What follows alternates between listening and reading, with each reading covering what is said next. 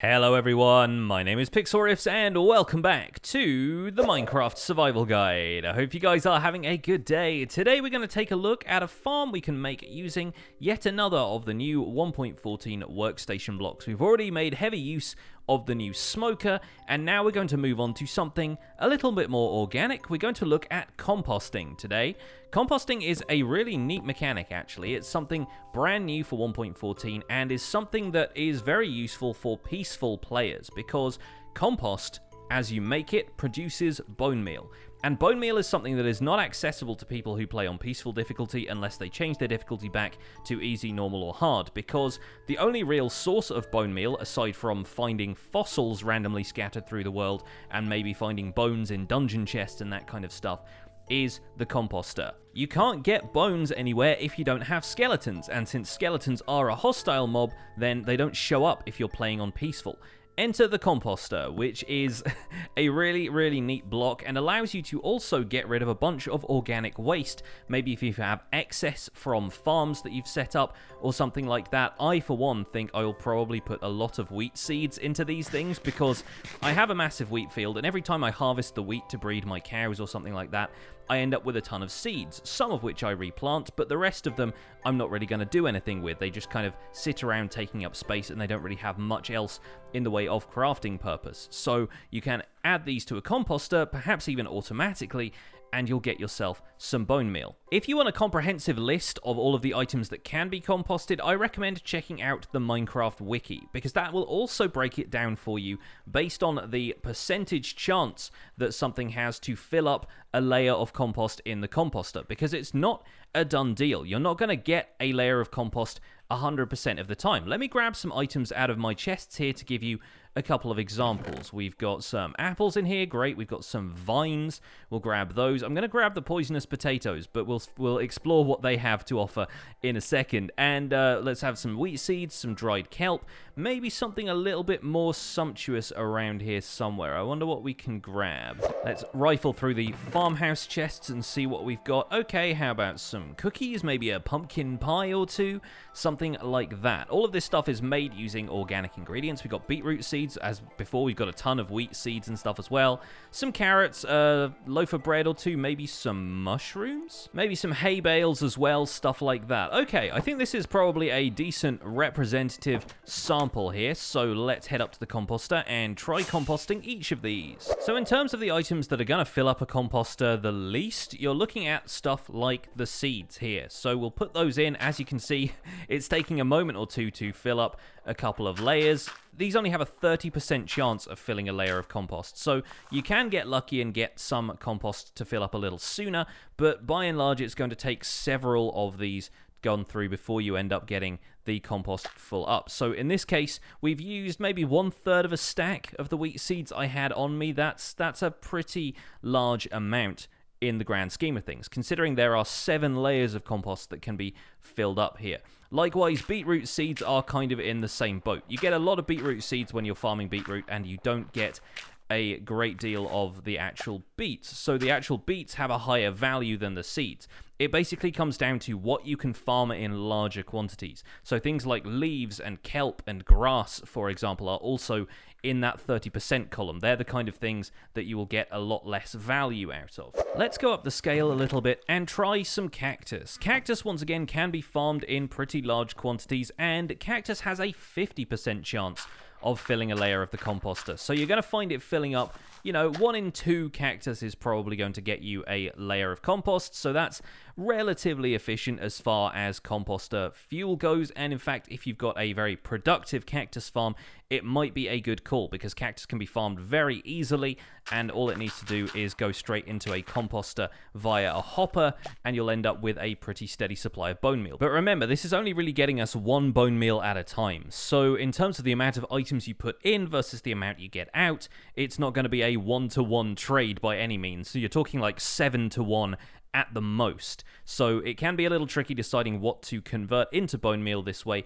Probably best to go for something like cactus, which you're going to be able to farm in large quantities but not use all that often. Some other examples include stuff like slices of melons and sugarcane. Even the dried kelp blocks we've been making will fill it up 50%. But again, those can be farmed pretty easily in large quantities. Next up, you've got the general fruit and veg category. Stuff like apples, carrots, potatoes, that kind of stuff. Those will have a 65% chance of filling up the composter, so a little bit higher, not hugely higher than 50%, so you'll probably get like, 2 out of 3 is probably going to fill stuff up. This also includes flowers as well, so if you have a bunch of poppies left over from an iron farm, you probably can turn those into compost pretty easily. In fact, that's what I would recommend doing with iron farms from now on, is filtering all of the poppies into a composter that can be used to kind of make bone meal for you as well. So like your iron farm just became an iron and bone meal farm, which is pretty handy. The full-size melons and pumpkins from the farms that we have over here are also in this category. So while the seeds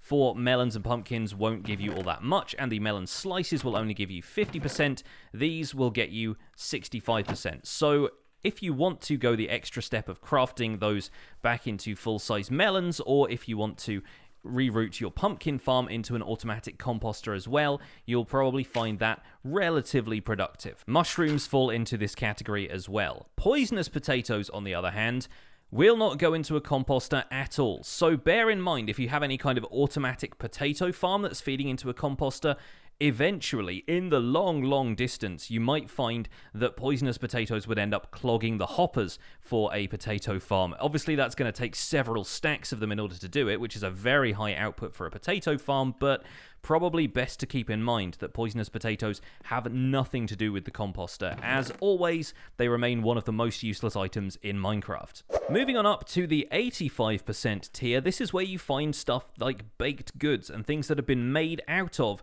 the other products like wheat, for example. If you get a hay bale, if you get some bread or a cookie, that stuff is actually going to compost more often than not. There's still a couple of chances for it to fail, but 85% is like 4 out of 5 cookies is going to produce a compost, and 1 of those did not, so that's a pretty good example. Likewise, bread and hay bales also contribute to this. Let's top this off with some poppies as well so we get another bone meal. Clear that out. Lovely. So there's a whole variety of stuff that can go in there. Those things are arguably a bit more valuable to us as players, because hay bales will be, things you can breed llamas with. They are good for horses. You can build with them, stuff like that. So obviously that stuff is going to become a little bit more valuable to the player and might not be the kind of stuff you want to compost.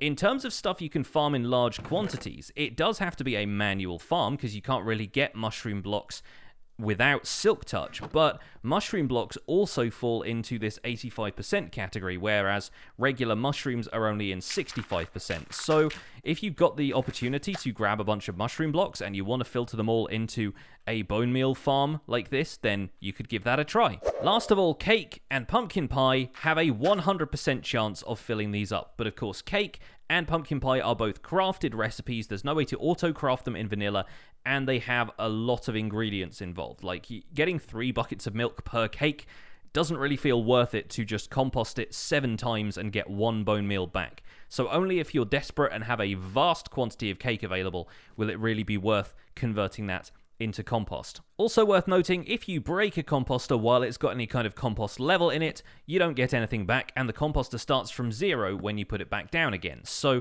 bear that in mind. If you're planning on moving any composters, probably best to make sure they're emptied out first, or you're going to lose your progress. Something that is valuable to know about these, though, is that they can be automated using hoppers. We can place an output into this chest here and place the composter on top of that, and now everything that we chuck into here, once it becomes bone meal, will end up getting drained into this hopper. So we end up basically with bone meal outputting to that chest down there. Let's throw in some of the wheat seeds as an example. Let's just chuck in a few of these. We're actually getting quite lucky with that. There we go. And it all drains away into a single bone meal waiting for us in this chest. And naturally, it is possible to input items that way as well. So if we have some wheat seeds going in there, it all starts draining in there. You don't get the sound effect as much, and it's going to fill up slowly and then drain once, and then it will go through the whole same process again, meaning that you can automate these and put them in your world as passive bone meal farms that don't require any input from the player, and don't require you to AFK at any kind of mob grinder. So what I figured we could do for the rest of this episode is link up the output from the cactus farm, the pumpkin farm, and the melon farm to a kind of composting facility over here that we could use to trash anything left over from these farms. Now, we probably don't want to get rid of the entire output of the farms, especially considering that some of this is tradable with farmer villagers, but it might be worth monitoring the capacities of these chests and maybe getting rid of about half, using a redstone comparator to detect the contents and lock the output hopper that's leading to the composting facility, or maybe even put a composter down there and just collect it all as bone meal at the source. But I feel like we can chuck a whole mixture of things into a composter and see how fast we can fill it up. So I'm just going to get some sleep, and then we can get on with that in the morning.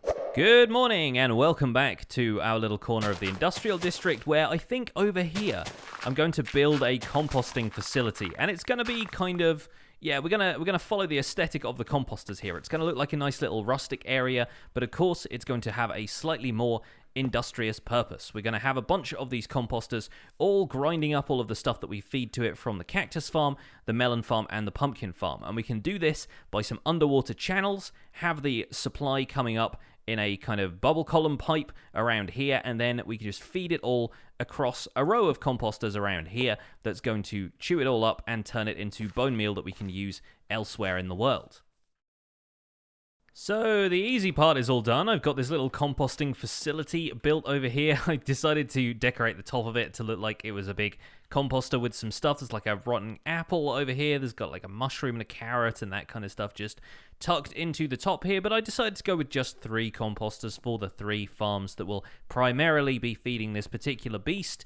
And I figure what I'm going to do is have water columns rising up the back, diverting the output from each of these farms into each of these 3 hoppers, and then maybe we can have a little bit of a contest and measure which one is going to provide the most bone meal for us. But I figured 3 single chests would be enough for the output, because I don't expect this to be a particularly high yield farm. It's just kind of nice to have around. So what I'm going to do is come down here and create 3 individual water streams, each of which should hopefully sort themselves and come up the back of here, and we should be able to have each of these hoppers fed by one of the farms. We'll do the cactus farm first, and then we'll do the pumpkin farm, and finally the melon farm. And a whole bunch of work and a couple of cups of tea later, I've actually got a pretty cool system worked out. Let me take you through it. So each of these farms now has a composter placed next to it, and that is basically a switch to tell the farm to stop storing items in this chest and to start feeding them into the composter setup. Now let me tell you exactly how that works, because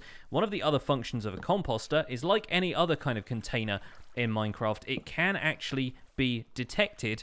The capacity of it can be detected by a comparator. So let me grab some cactus in here and give you an example. If I start to fill this up with cactus, you'll notice that the comparator switches on, and with some redstone dust, which I'll have to break out of one of these blocks of redstone, you'll be able to tell what the signal strength is coming out of here. So right now, it's only displaying a power of 1, because we only have 1 layer of compost filled up in here. So that goes from 1 to 8, depending on how full the composter is. Right now, it's completely full. The bone meal is developing on the top there, and it gives you a power of 8. So what I've done with each of these different farms is set up a composter to one side, and that's linked via a redstone comparator to a redstone torch that's locking the hopper down there. And the hopper down there is actually feeding it into a dropper setup that's pushing it into a water stream, carrying it off to those farms, which now, as you can see, the composters behind here have the water streams going up the back. Those are bubble columns that lead directly to each of these hoppers. And I've got the water streams separated out underneath here into different sections, so each of the water streams doesn't cross at any point and end up getting items in the wrong hopper. I don't think this is 100% reliable because of how items tend to travel side to side a little bit as they move. Their movement is a little bit more random, but I'm pretty certain that if we... Oh, I need to take some stuff out of here, apparently. I'm pretty certain that if we run the system for a little bit, you would only see pumpkins going through there, cactus going through there, and melons going through there. Basically, whatever the nearest farm was, I just kind of looped it in to these 3 water streams. And so what you have is filling up this composter actually switches the system on, by allowing items in through that hopper and into the dropper that's underneath there that's pushing the items into the water stream.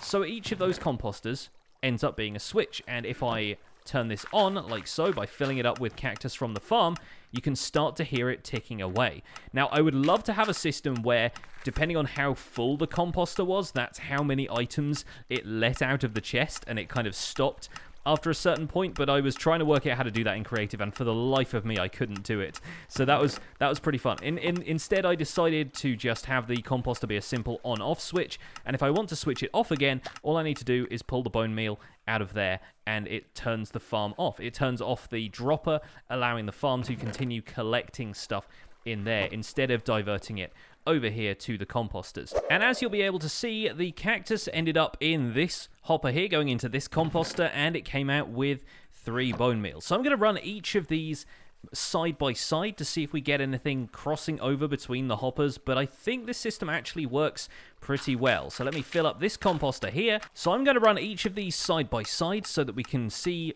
if anything actually gets to the other hoppers or not, just out of curiosity. I'm not that worried about it. It's all going to make bone meal for us anyway. But if I fill up each of these composters, all I need to do is right click on that to pick up the bone meal, and the system will switch itself off. Let's do the last one over here with these melon slices. In fact, we could probably feed the actual melons into the system like so. There we go. That's all filled up, and it's creating a little bit of redstone lag here and there. But let's take a quick look at what that's doing to the hoppers. The melons are going into this one on the side here. The pumpkins are going into this middle one, and the cacti are going into the one on the right, and each of those is now producing bone meal for us. Not bad. I think this came together really, really well. And now all I need to do is, cope with the fact that my frames are dipping a little bit. Just need to switch these off by taking the bone meal out of each of these, and everything goes back to normal. I like this.